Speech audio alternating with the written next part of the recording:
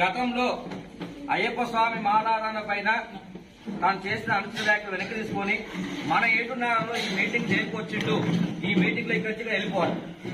Meeting ఏమంటారు స్వామి? ఇక్కడ ఎవరెవరు బాధపడరో వాళ్ళందరికీ క్షమాపణలు. ఒక వాక్యం, గతంలో నేను మాట్లాడిన మాటలను కూడా వెనక్కి తీసుకుంటున్నాను. రెండో వాక్యం. మూడోది, దానికి నాకు శిక్ష పడింది, జైలుకు వెళ్ళొచ్చాను, 2,60,000 నష్టపోయాను, 3 రాష్ట్రాల్లో కేసులయ్యాయి, 1,200 పోలీస్ స్టేషన్లో కేసులు భరించాను, నా భార్య పిల్లకి దూరంగా ఉన్నాను. ఆ తర్వాత బయటకు వచ్చాక 50 ఛానళ్లలో కూడా నా వల్ల బాధపడ్డ వాళ్ళందరూ నన్ను క్షమించారు.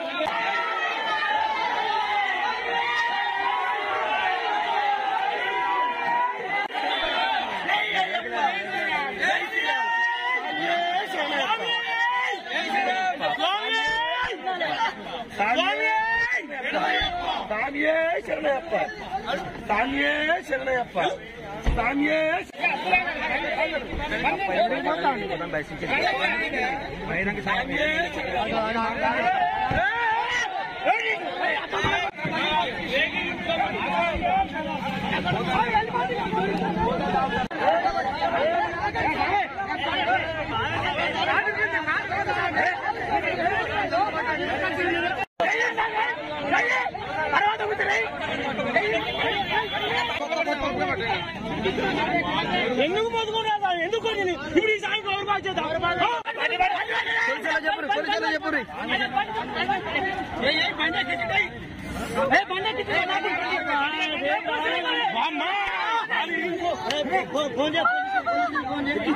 బాగుండంటే